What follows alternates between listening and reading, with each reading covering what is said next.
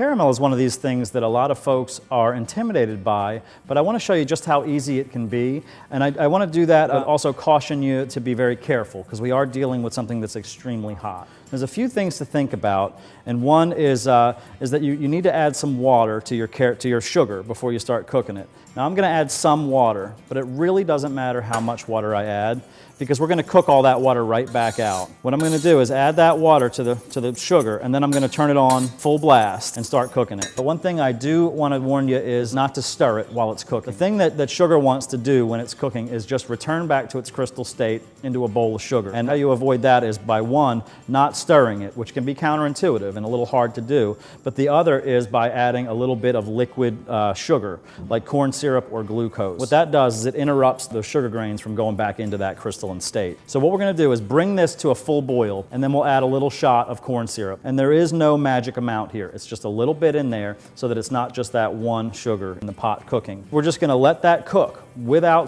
stirring it at all until it's a really nice deep caramel color. And then we're going to add some cream to it. Now, you need to be very careful when you add the cream, because if you add it all at once, it'll bubble up like a witch's cauldron, and it could really, really burn you.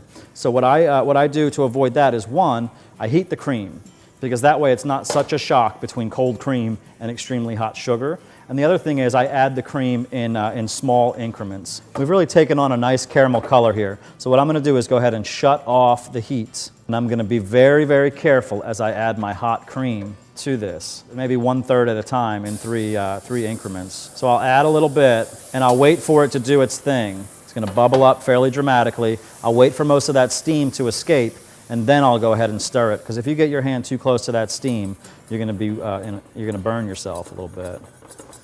The second round, we'll let that steam come off a little bit. Now it's starting to cool down, so it's going to take a little less time for that steam to escape. Okay. One last addition of cream. This time much less scary, but as you can see, it's really bubbling up. And if you can imagine, if I stuck all of that cream in at once, the overflow we would have had with hot boiling sugar everywhere. The last couple of things I'll add, or few I should say, is I'll put some vanilla. I don't really measure the vanilla. We want to add a little bit of color there, and also a lot of nice flavor. And we're going to add some butter. I've got 4 tablespoons of butter to add to this. Now if you wanted to add just cream, you could add a little bit more cream, but I think the butter gives it a really nice, rich taste, and also a nice, beautiful, shiny finish. And last but not least is going to be a nice little pinch of salt. And we're just going to whisk without the heat on, because there's plenty of heat inside of this pot right now, until this butter's melted. This should stay out of the refrigerator for a little while to cool on the counter. And once it's nice and cool, it could be stored in any kind of a container. I like to use a squirt bottle, but you could use any type of container you like.